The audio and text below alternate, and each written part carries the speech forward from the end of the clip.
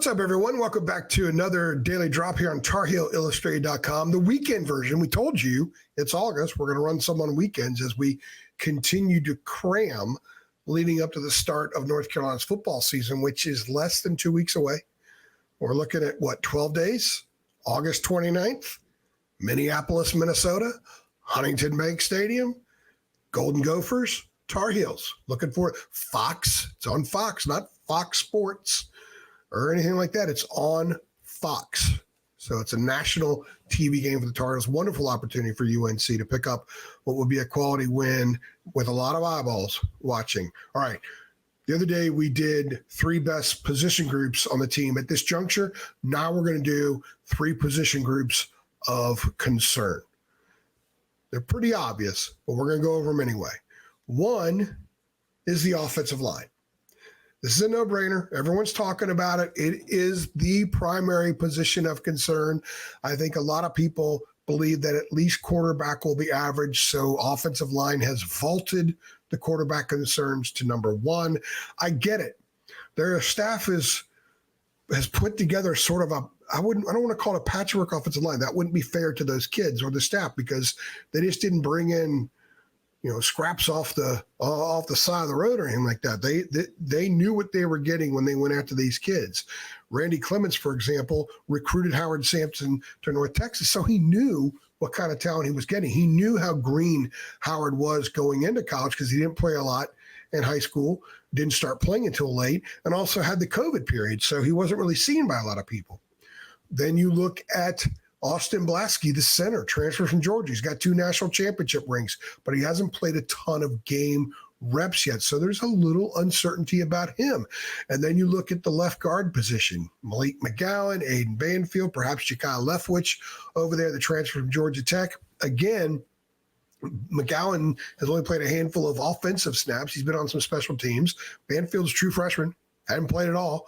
And then Leftwich is slotting in more at tackle, but they are looking at him at left guard. I kind of thought he might win one of those tackle jobs, but it appears he's going to fill in for both. So he's going to get a lot of reps playing left tackle, get a lot of reps playing right tackle, and perhaps get some reps at left guard as well. You got Willie Lampkin. Willie's a stud, preseason first team, all ACC. Even though he's only 5'11", he is a mauler. There's no other way around it. He is a mauler. So even when you look at the backups here, the backup center is Zach Greenberg from Muhlenberg College, Division III school. Then you're looking, whoever doesn't win between Banfield and McGowan is a backup. Where else are the traveling offensive linemen going to go? They're going to travel more than that, but my point being is the kids are going to travel. They're going to wear every stitch of equipment, and they're going to be prepared to go out there on the field and play. I don't know how many they're going to have. They think that he could have 9. Right now, they probably have 7. Perhaps they have 8.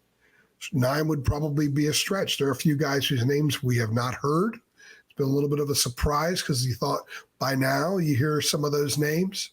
But the offensive line is a concern. Until people see them perform in a game and perform well and perform in sync like everyone in the program is saying that they are, it is going to remain one of the primary concerns of this team. The next thing is obviously quarterback. You've got Connor Harrell, had so-so results in the bowl game and otherwise had some snaps against Campbell. Otherwise, not much playing time, not many reps, not many game reps. He's been battling out with Max Johnson. He's played over 1,600 snaps. He's thrown 788 passes in the SEC, 47 touchdowns, 12 interceptions. The interception number is huge. It's a huge statistic to keep an eye on because this is going to be an offense that cannot afford to give up scoring opportunities, cannot afford to give opposing offenses shorter fields. So taking care of the ball is going to be a premium. Remember, Omarion Hampton did not fumble until the Clemson game last year. He went almost a whole season without fumbling. Now you got a dude in Max Johnson who doesn't throw interceptions, but maybe it's Connor and not Max, although we suspect it's a really good chance that Max Johnson will take the first snap at Minnesota.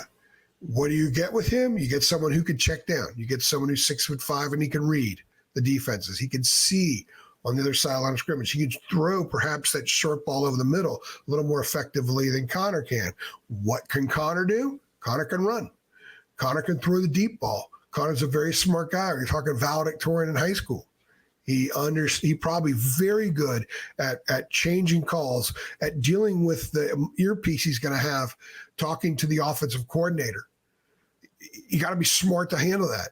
Smarter quarterbacks are going to surge forward a little bit. Connor's definitely that. So quarterback, until we see something significant for a while, is going to remain a concern for the Tar Heels. The last thing is defensive line. We heard so many wonderful things about Travis Shaw back in the spring. And someone posed this question to me, or perhaps it was just their take on things, sort of in question form. If they brought in Joshua Harris from Ole Miss, and he plays a position Travis Shaw does, after they lathered up Travis all spring, does that mean that they don't have as much confidence in Travis as they had in the spring?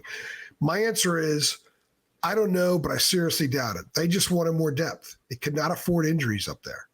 I think they're very pleased with the progress that Travis has made.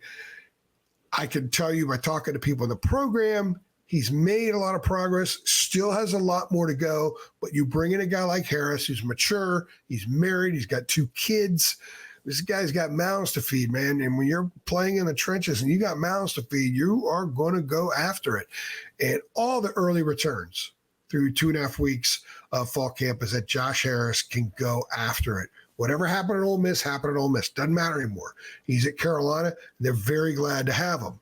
Hester as well. Kevin Hester had a really good season 2 years ago. Last year dropped and was not nearly as consistent, didn't perform at the level that he normally does for very long.